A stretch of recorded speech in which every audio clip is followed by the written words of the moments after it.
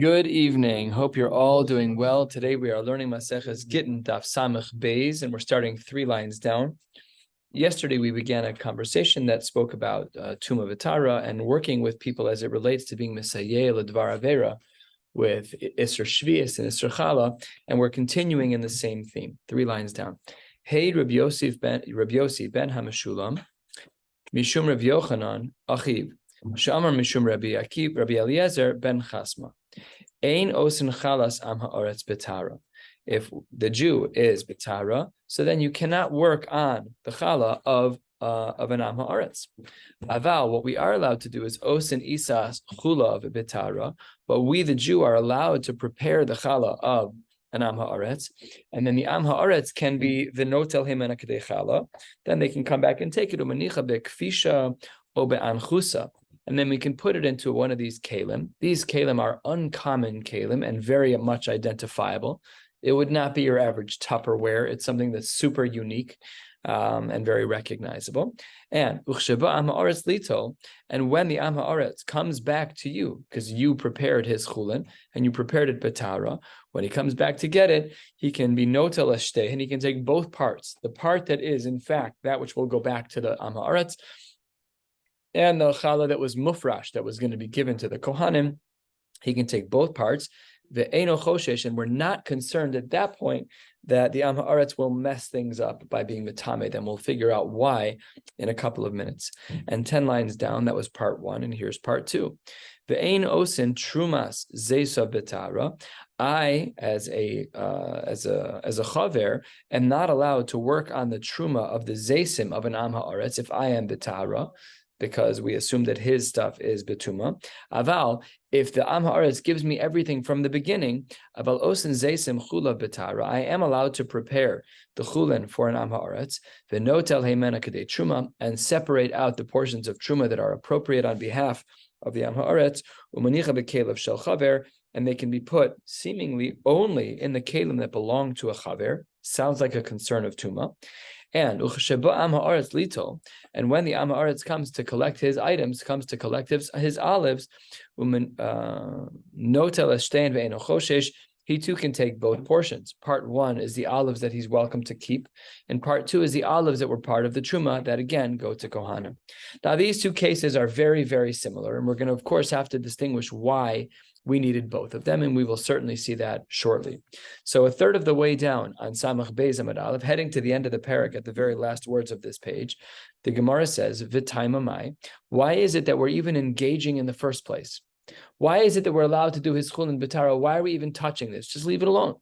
So says the Gemara, Amar Rabbi Yochanan, Mishum kedei chayav de gabel, Mishum kedei chayav de badad. This guy who's the megabel, it is his job to mix dough. We have replaced that person with a mix master. But back in the day, it was a profession. If I didn't have the hand strength, if I didn't have the patience, if I was wealthy and I wanted to hire someone, I'd hire someone to mix all of my challah. And for 5 pounds, it can really be very taxing on the hands, no doubt.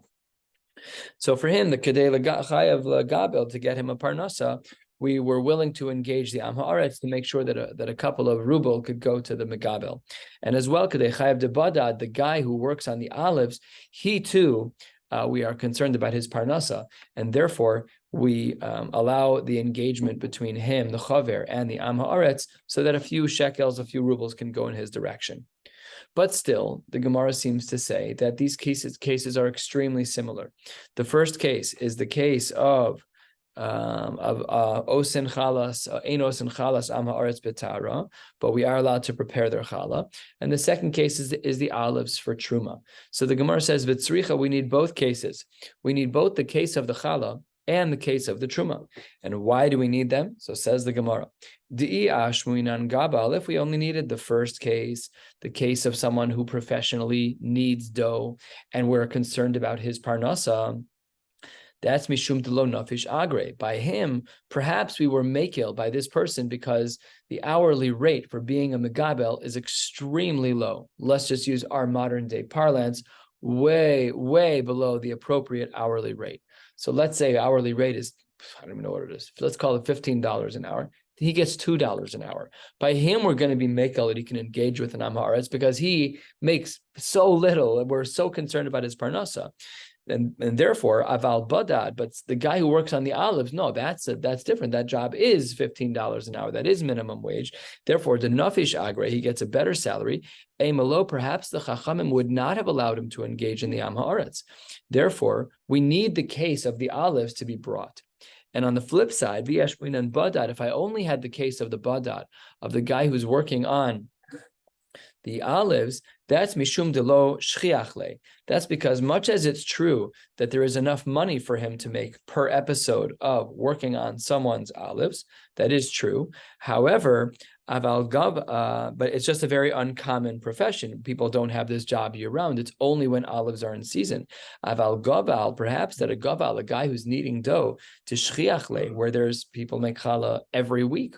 In our community, we have challah bakes all the time on behalf of cholim as a schus for people to get married, whatever the case may be. Eimelo, perhaps that would not have been included in the chachamim's leniency to work with an am haaretz. Eimelo, therefore tzricha, therefore we need both cases. Sorry, just gonna take a quick drink.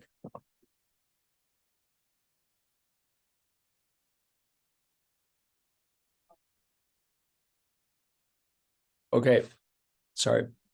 So a little bit more than a third of the way down, maybe about a third of the way down, the Gemara is now going to analyze the first case. Let's recall the first case, Amar Mar, Notel Heimena Kedechala, Umanicha Bekvisha o Be'anchusa, that one is allowed, says the Gemara, to engage with an Am Haaretz with Chala, and I can prepare your Chala, as you're the Am Haaretz and I'm the Chaber, I can prepare it, and I put them in these special unique identifiable boxes called the kvisha or an anchusa.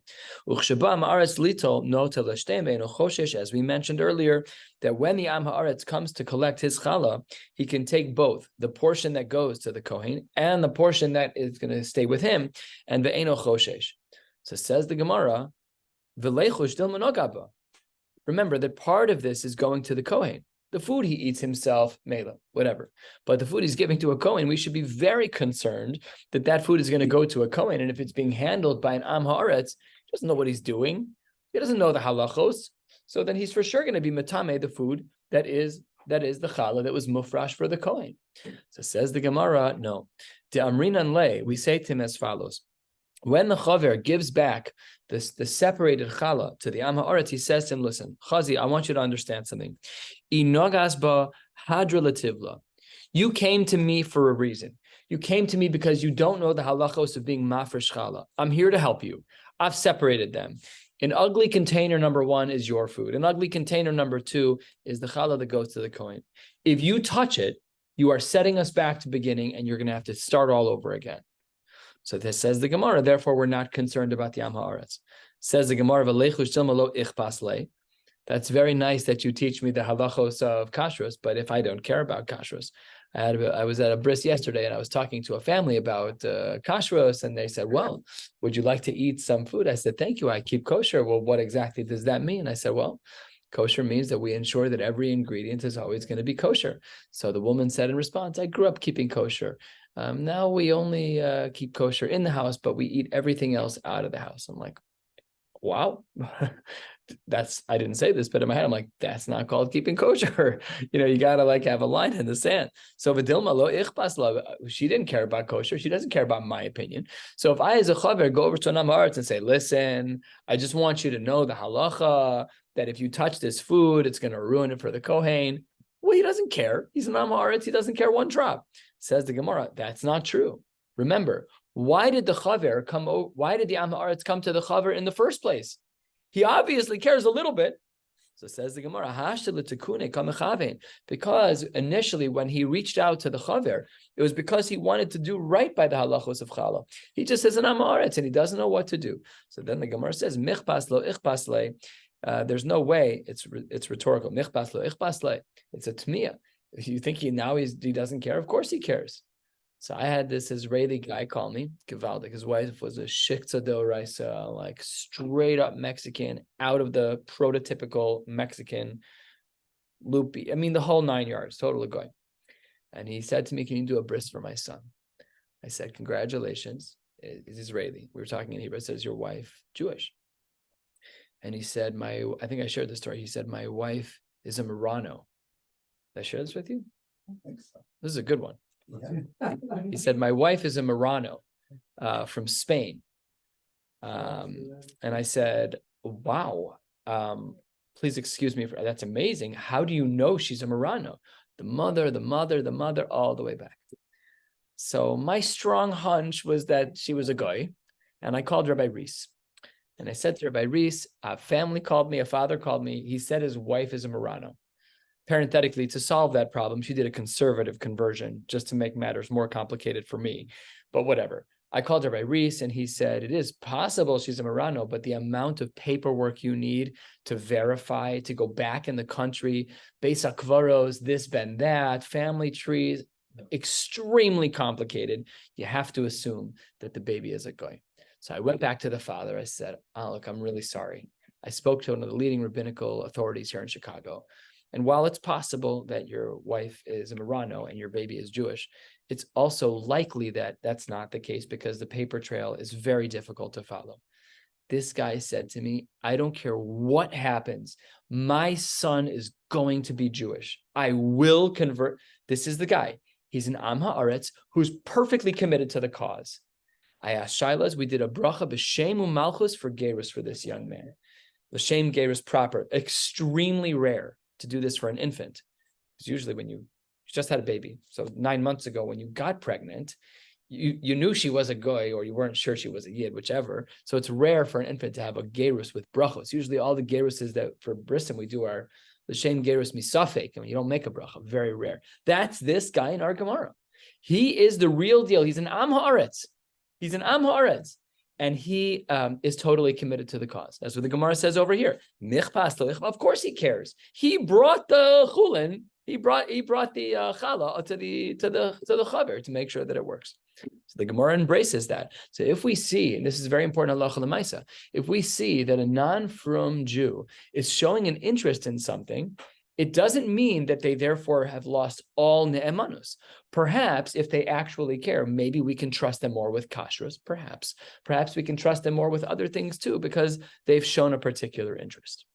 The Gemara says halfway down, let's continue analyzing what we learned at the top of the page. Notel heimena kedei truma, that if the truma is separated, umanicha bekelav shel chaver, and the chaver placed this now freshly separated truma that he separated on behalf of the Am Haaretz, he put him in his own kelim. There too, the second case that we analyzed, remember we did the tzricha as to why we need both because of the salaries and the frequencies of pay. So the Gemara says that Eino Choshesh, we're not concerned about this either. So says the Gemara, perhaps we should say over here, same question, different case. Maybe we should be concerned that the Am Haaretz actually touched everything, and the Gemara actually strengthens its own question. Bishlama hasam isle hakera. At least over there, in the previous case, we spoke about the cases where the challah was in a unique, the ugly container. We could tell what it is. B'kfisha ban chusa. We knew that the challah was there. But hacha my hakera. Isla. Here, there's nothing unique about the truma, so perhaps we should say that the Am Haaretz is not going to be makbid on halacha. So says the Gemara, it's not correct. You're right, we didn't put it in the kfisha and the anchusa, but 2/3 of the way down, demanachle b'kli glalim, b'kli avanam, or b'kli adama, some type of earthenware vessel, and while disgusting, sometimes they made them out of dung, out of hardened fecal matter of animals, b'kli avanim, some type of stone container, b'kli adama, something made out of brick, of like earth that can be made into brick, something along those lines, clay. Yachi says the Gemara, then my area de chaver. If that's true, then in this second case, there was a very unique feature, which is that we said that the chaver put the product in the kli of a chaver. But if we're not concerned about the Am Haaretz, then who cares if it's in the kli of a chaver? Says the Gemara, you're absolutely right. Afilu da Am Haaretz nami. We should even be allowed to put it in the containers of an Am Haaretz. The Gemara says hachanami kamer. That's correct. Bekelim shel Am Haaretz haru'in lihishtamesh b'hen chaver. It is in fact the case that the chaver can put the truma into a container that was brought to him by the Am Haaretz, and that's acceptable. That brings us to the next two dots. We had said, Machzikin yedei akum b'shvius. This was in the Mishnah that we learned a couple of days ago. A very difficult line to understand, that you can help an akum in regards to shvius. What are you going to do? You're going to go in the field and plow. You're not allowed to work the field during shvius. I don't care that your neighbor's a goy and that you're best friends. There's no darkei shalom by Nisr Doraisa. So how does this work? So says the Gemara, Machzikin, how can you help them? Ve'amar mardimi bar shishna mishmei derav ein odrinim ha'akum b'shvius. You're not allowed to take the tools, a hoe, whatever the case may be. You're not allowed to till the soil with a goy. And then, unrelated, but in the same quote, he said, "Ve'ein koflin shalom la'ovdei kochavim." You're also not allowed to say a double shalom to a goy. We'll discuss that second line more. But first, let's deal with the shvius issue. How can our Mishnah say machzikin yidei akum b'shvius? Rav told us explicitly that you're not allowed to till the soil with a goy during shvius. So says the Gemara, you're absolutely right. Nobody's picking up any tools. What are you doing? Lo tzricha lemeimra lahu achzuke be'alma. Just to be mechazik them, you're doing great in the field. Just a verbal chizuk, that's considered acceptable, and that is mipnei darkei shalom. But of course, it would be an iser, possibly deoraisa, to till the soil with a goy. Yeah. All right, so a goy tells you, blank aleichem, are you allowed to respond? Yes, we're going to discuss that in the Gemara in a moment. Yes, exactly. That's going to be the next question. But before that, we have a couple more quotes along the same lines, showing that we're allowed to be verbally supportive to an akum who is working in shvius. Ki had Rabbi Yehuda amar lahu achazuku. He would say to them, "Great job! You're doing a great job in the field." Rav Sheshes amar lahu ashrasa, which is a similar language. Rashi just to the right, 15 lines to the bottom, Dibra Maskal Ashrasa Afu Lashon Chizuk, and there too it is a similar language. And then let's go to the second part of the line that Rav said, the part that Michael was asking about giving shalom to a goy. This happens to me all the time.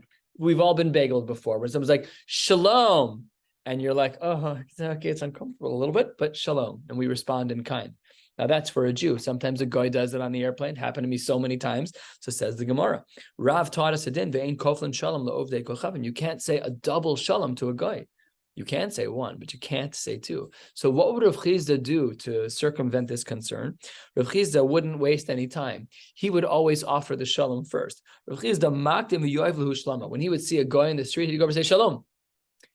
And the custom, apparently, according to some of the Meforshim, is that when in that culture, the first person says shalom, the second person says shalom, shalom. That was considered commonplace. So Rav Chizda was schapping around. Rav Chizda didn't want to be in the scenario to violate the din of Rav. So what he would do is he would be makdim shalom to everyone in the shuk. Goy, didn't matter who it was. He didn't want to be in the scenario where we have to say a double shalom. Rav Kahana Amar Le, Rav Kahana, if he had to answer, he wouldn't say shalom, shalom if he was the second one. He would say shalom alamar, peace should be to the master. And if you look in the Hagos V'Tzionim, I don't know if this is in the other Gemaras, but here in the Hagos V'Tzionim, in the name of the Maharshal, it quotes that it was different. Shalom alemar, shalom alemar. Well, why is that different than shalom, shalom? Okay, but that's what he says over here, a little bit of a difference. It's also double. So, What? but also shalom lamar double. Correct. No, that's why I'm asking. I'm like, how is this a solution? But it is what he said. Seemingly, shalom, shalom is, at least in his eyes, is worse than shalom alamar, shalom alamar. Seeming, again, I'm making a diuk that I probably shouldn't be making, but from the language that the Maharshal has on the side, do you have that in your Gemara? So it seems over here that from the corrected language of shalom alamar, that he's a little bit of a twist. We're going to still talk about this more because we were just figuring out what Rav meant with the double shalom. But the next part of our Mishnah that we were analyzing from a couple of days ago, and now we're at the two dots, 15 lines from the bottom of the page, V'shoal and b'shlamam, we're allowed to ask a goy how they're doing with the shalom aleichem. Hashtag zuke machzakinon. We just learned a line ago in the Mishnah that we're allowed to be mechazek them verbally, would talk about their fields. Shal and b'shloman miboya. Are we not allowed to ask them how they're doing? Pasha, we should be asking them, not kal v'chomer. No, because the concern about saying shalom to a goy is you're using a shem Hashem for a goy. So I don't really understand the kal v'chomer. It looks backwards to me. I didn't look into this, but it does feel that way. Now I should look into it. By the way, Tosfos answers the question I just asked from the Maharshal. Shlomo Lamar, Pirush Bekuntras, V'lo haya miskaven levarcho, ela libo haya lerabo. It's archiyun. Shelo yehe bazeh gonev das abrios. A little sticky. Okay. Anyways, back in our sugya, I don't understand the kal v'chomer, but nevertheless, the Gemara asks it as an assumption, just an actual fact that of course you should be able to say shalom aleichem. Rav Yeva lo nitzrucha. What were we talking about? Pashat that on any average day of the year you can say shalom to a guy. That's not a problem. What were we talking about? Where we needed a chiddush to say that you're allowed to? Lo nitzrucha ela b'yom edom, on a day when it is a day that they celebrate their deities. The Tanya, the Brisa writes, "Lo yikanos adam lebeso shel oved kochavim b'yom edo v'yitin lo shalom." When it's the holiday of a goy, and if they serve a different god, you're not allowed to go to their home on that holiday. Our concern, highlighted in Rashi, 6 lines from the bottom, Yom Edom, is that if you do that, v'lo chayshinan dilma azelu modeh. I think that's in the wrong place. Lo yikanes to kevan de'achshav. Yeah, sorry. Lo yikanes to kevan de'achshav ekulehai dilma azelu modeh. What we're afraid is that if we do show up in their homes on their holidays, they will thank their deities for our coming over and saying shalom. The Jews are being good to us, and that we want to avoid. What's the second line over here? This is the chiddush. Mitzah b'shuk. If it is their holiday and you bump into them, and it is, and you have an opportunity to say hello, no saying lo. You are the kula of our Mishnah. You are even b'yom edom, because it's not in their house. You're mitzah b'shuk. You're allowed to say to them shalom, but it should be b'safa rafa, with a soft language of a koved rosh. And then under those circumstances, we're not concerned that they're then going to thank their deities. This doesn't apply to Muslims. They have the same gods. An interesting kasha in regards to Christianity. Some Rishonim hold that that's avodah zarah, not pasha. Okay, next. Rav Huna v'Rav Chizda habu yasve. The two of them were sitting. We've seen this story before. This was not too long ago, 30 blot ago, says the Mesoras Hashas, on Daf Lamed Aleph Amud Beis. And there we saw that they were sitting and they were talking and learning Chalifa Azil Geniva. And Geniva, who was a big Talmud Chacham, walked past them. So Amar Lechad Lechavre, one said to the other, Nekum Mikame, we should stand up for him. Debar Urianu, he's a very enlightened man. He's a Talmud Chacham. So says the Gemara, Amar Lo, he said to one person, said back to the other, no way. Umekame Palgoa Nekum. We're going to get up from this guy who causes tension. What is this talking about? Rashi, 3 lines from the bottom of the page. Palga, cholek al hachachamim. He would always push against the chachamim. Shahim etzaru lemar ukva. Shahia ab bezdin. This is the Gemara we'll see that we saw in the Parakama on Daf Zion, that he would drive people crazy.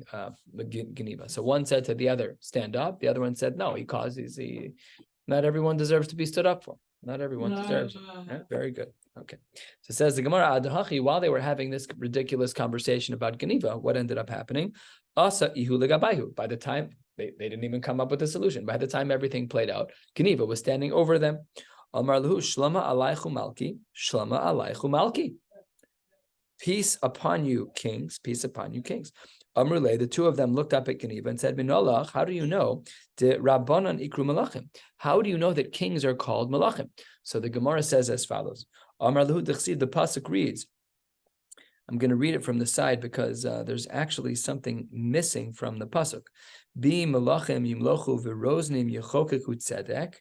And the rest, the pasuk base there, which isn't even quoted there, says, hold on to that. Sorry, that is what the pasuk means, and that is how we know bimalachim imlochu, that is a reference to Rabbanon, to the Rabbanon, and they are considered to be malachim. Amrulei minalach de kaflinan shlama lemalke. How do you know that you're supposed to double your shaloms to a king? Amar lud amar Rav Yehuda amar Rab minayin shekoflan shalom lemelech. Over here, the pasuk is longer. Shene'emar, and I'm looking fully at the side here. V'ruach lovsha es amosai, rosh hashalishim lecha David v'imach ben Yishai. Listen to the language. Shalom, shalom, lach. That's what the Gemara says. So therefore, we see a double language. Amrei le, they said to Geniva, come, chaparayim, we have some food on the table. Make a shahakal, make a mazonos, come eat and drink. Litam mar midi, come eat something. And then, seemingly out of left field, the Gemara plants this din. Amar lahu, Geniva said back to them, Hachi Amar Rav Yehuda Amar Rav. Rav taught us a din. Asr lo la'adam sheyitom klum ad sheyitain ma'echad lebehemto. You're not allowed to eat anything until your animal is first fed. After all, shenemar v'nasati esev v'sadachal yivamtecha v'hadar v'achalta v'savata. The flow of the psukim seems to be in favor of the animals. Domesticated, not domesticated. Would a regular dog apply? Does a goldfish apply? Hamsters, whatever. All of these are shilas and poskim. Because a fish is really not an animal. a gerbil. I don't even know how you look at that. That's probably, what do we call those in halacha?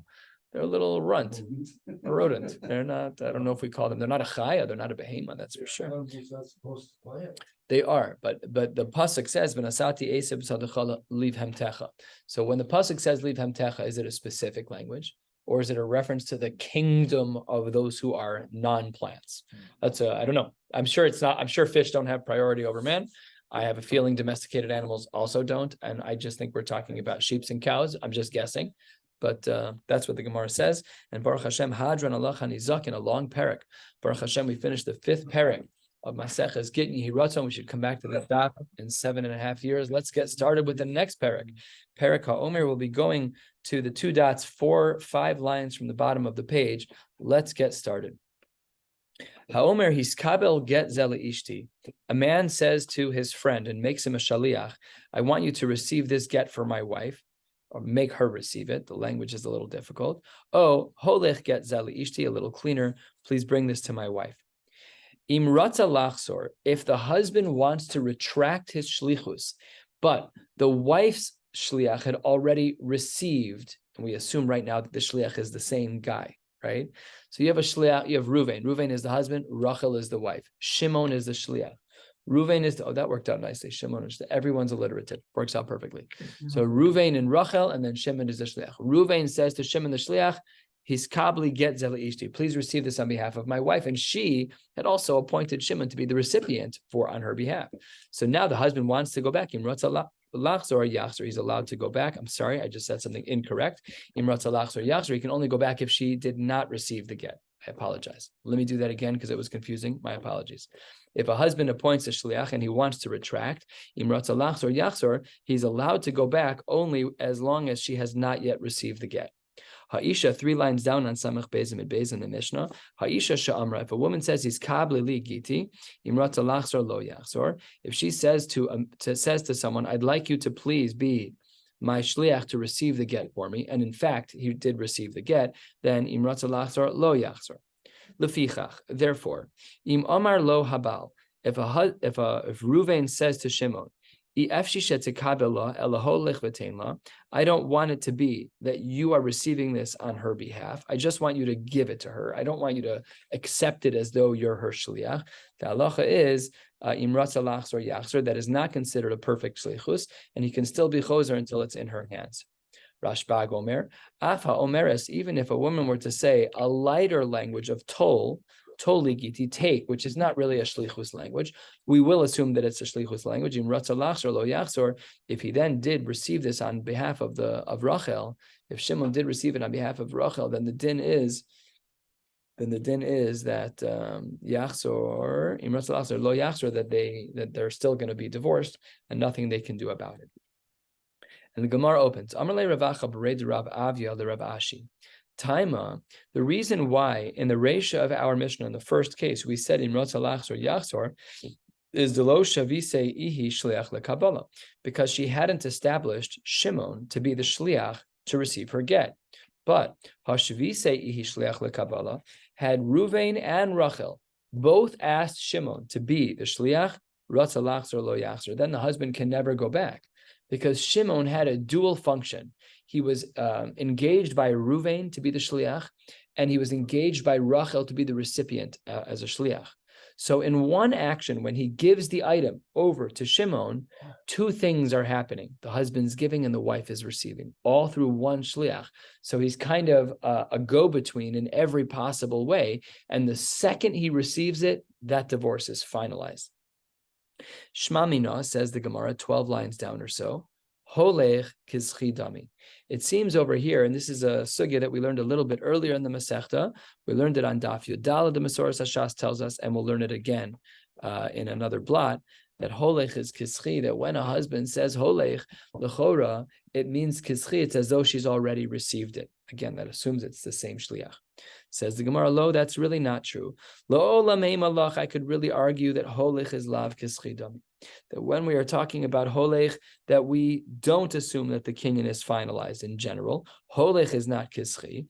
And really, what is it that our Gemara was focusing on? It wasn't the language of holech, but rather the first language that we see in our Gemara at the top of this page it was the language of Hiskabel get leishti itzrichale. Why might I have thought differently about that case? The Salkadai Tachamina, I might have thought, Hoel Ubal, because the husband is lav bar shvu yeshleach lekabalahu, because a husband is not allowed to set the shliach for her. Husband's not allowed to do that. Even though he's allowed to force a get, he's not allowed to decide who her shliach is because ein chavin la'adam ele b'fanav.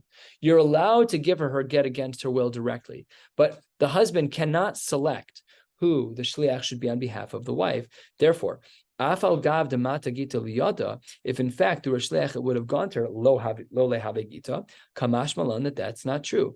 The hiskabel v'holech ka'amar, the language of hiskabel and the language of holech are considered one and the same, and that's why we needed this case in our Gemara, in our Mishnah, to teach us the case of hiskabel, that they would still be divorced. And the Gemara says, wait 1 second, Tanan, we have a Mishnah. Our Mishnah said, Ha'isha sha'amra hiskabeli giti. We had said in regards to a woman who picks a shliach, im ratza lachzor lo yachzor, that if Rachel asks Shimon to receive a get on her behalf, and Shimon actually does receive a get on her behalf, then there's no chazara. My lab loshna akabala loshna aholacha. The chora over here, the language in the brisa was hiskabel, and therefore we see no difference between akabala, between kabbalah and holacha, and therefore we should go back to our original assumption that holech is kischi. You wanted to argue that holech is lav kischi, and the only reason we spoke about the case of that we were talking about of holech is kischi is because of the case of hiskabel. No, that case of hiskabel we already know. So perhaps we should say that holech is kischi dami again. That if the husband says holech, then she's going to be instantly divorced. Says the Gemara, lo, still not true. Akabala, we still only look at this brisa, this part of our Mishnah, for the sake of the case of Kabbalah. And halfway down, 3 lines into the wide lines, the Gemara says, let's try again. Let's try and find out again whether or not we say holech is kischi. Toshma. Lefichach, im amar lo haba'al, efshi shetekabela ela holech v'tein. If the husband says, I want to make sure that you know that I don't want you to receive this on her behalf, I just want you to get it to her, then there can be a chazara. Then the husband can retract the get before she receives it. Says the Gemara, Taima to Amar efshi. But hello, Amar efshi. If he said, I don't want, then I understand. But the inference is that if he doesn't say efshi, then what? So it says the Gemara, lo yachzor. That the din is that she cannot be choser. Shmami, no, we see here again, holech is kischi dami. So it says the Gemara, perhaps that's not true. Perhaps we can't infer from here that holech is equivalent to giving her the get. Dilma, this case is not really beholech, but behelach. Helach means this is yours. It's a stronger language of giving. It's not holech, bring this. It's helach, this is yours. And therefore, in that case, helach is kischi, but perhaps holech is not kischi, a very, very subtle distinction. So here's the next question of the Gemara. This will take us to the end of the day. Is a husband allowed to appoint a female shliach to deliver a get? And is Rachel, the wife, allowed to appoint a male shliach to receive the get on her behalf? So we're reversing genders in the shlichus. Is that allowed? But it seems like all the stuff that we're talking about, she appoints Shimon, she appoints a male. That's the case that we've discussed, but we're talking about a case we have yet to discuss.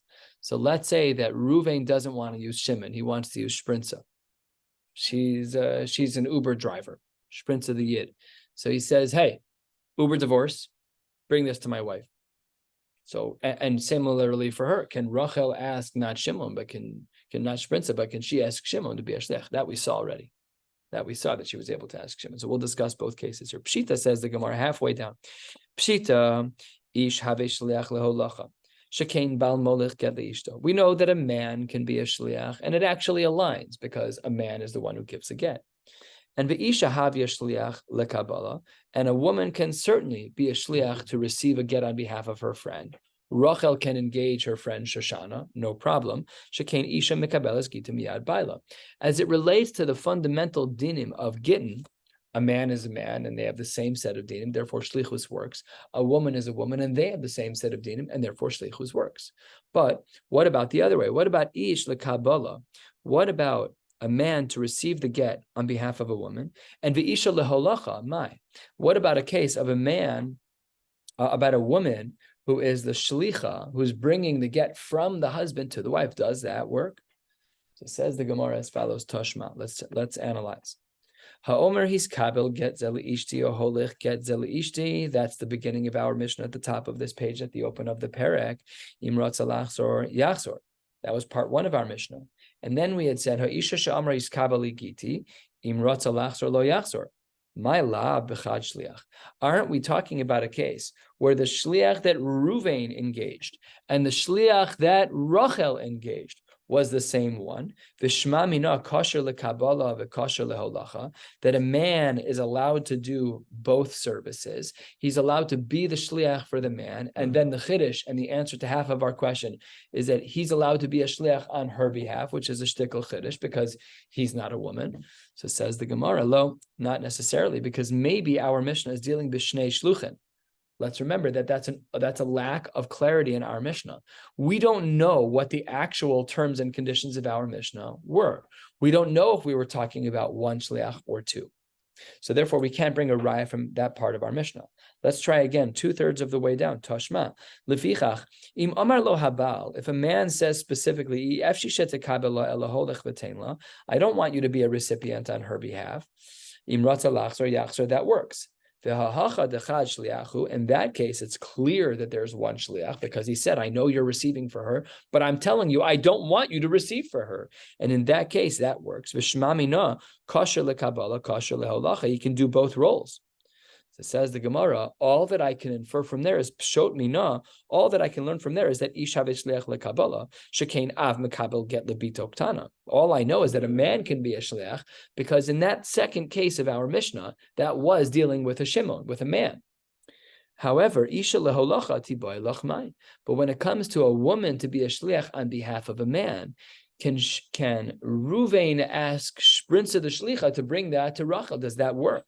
So it says the Gemara, Amar Rav Mari Toshma. Let's see if we can bring a raya from the following. The Gemara has taught us earlier in this Masechta, and it says on the side Daf Chav Gimel, Af hanoshim she'ein emanos lomar meis baila. Even a woman who may not be trusted for whatever reasons, to say that a man died and therefore a woman is free to go. But ne'emanos lahavi eskita, beautiful, clear language that indicates that a woman is allowed to be a shlicha. V'hasam holachahu, there we see she's allowed to do that. Amar Ravashi, miseifa nami shamas. I mean, that's not just from there. You bring a beautiful raya, says the Gemara. You've brought a beautiful raya, Rav Mari. Not only that, Dikatani Seifa, we have another proof. Ha'isha atzma mivias gita. A woman can bring her own get. That's pretty impressive. That means that she functions as a shlicha. She's not divorced when she receives it until it gets to her property, until the terms and conditions are fulfilled. Ubilvad, we saw this earlier in the Masechta. Ubilvad shehit tzricha lomar b'fanai nechtav u'b'fanai nechtav. As long as when she gets to Bezdin, if she in fact was the shlicha, and Rachel and Ruvain, they're the two ones in the room. Ruvain says to Rachel, I want you to be the shlicha for your own get. Go bring it to the CRC. When you get there, say, b'fanai nechtam b'fanai nechtam, and then we're divorced. Says the Gemara, we treat her as though she's a shlicha shma mina. And that's why the Gemara says over here that in both cases, it seems to work. We're allowed to have a male receive a get on behalf of a female, and we're allowed to have a woman be the shlicha of a get for Ruvain to bring it to Rachel. Mir Hashem will pick up tomorrow night with Daf Samech Gimel, starting 4 lines from the bottom with the words Itmar, wishing you all a beautiful night.